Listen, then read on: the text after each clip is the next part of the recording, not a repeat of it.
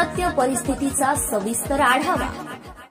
जालन्यातील Shambhu menswear या कापड विक्रेत्याकडून वर्सस्टाईल private limited कंपनीच्या ब्रँड आफ्टर एटची कॉपी करून विकत असल्याची माहिती वर्सस्टाईल कंपनीच्या प्रतिनिधीला मिळाली होती।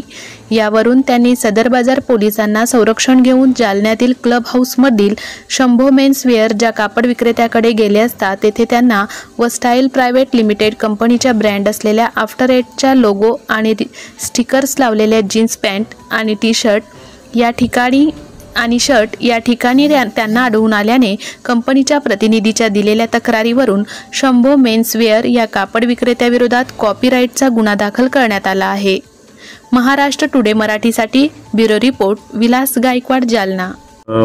वर्सटाईल क्लोथिंग कंपनी या कंपनीचे प्रतिनिधी महेश अर्जुन मुखिया वय 30 वर्ष यांच्या तक्रारीवरून पोलीस स्टेशन येथे गुन्हा दाखल झालेला आहे। त्यांच्या तक्रारीमध्ये त्यांच्या कंपनीच्या आफ्टर एट या ब्रँडचं त्यांनी कॉपीराईट करून दुकानदार नामे योगेश बाळाजी दळवे शंभू मेन्सवेअरवर हे कॉपीराईट मध्ये नकली केलेले कपडे विकत असताना मिळून आलेले आहेत। जवळपास 250 विविध रंगाच्या पॅन्ट आणि 120 वेगवेगळ्या रंगाचे शर्ट असे एकूण 1,85,000 मुद्देमाल तिथे मिळून आलेला आहे। आणि त्याप्रमाणे पोलीस स्टेशन येथे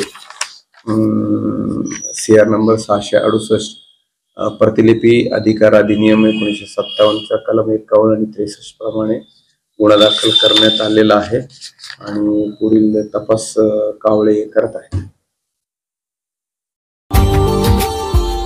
Subscribe now and press the bell icon. Never miss an update.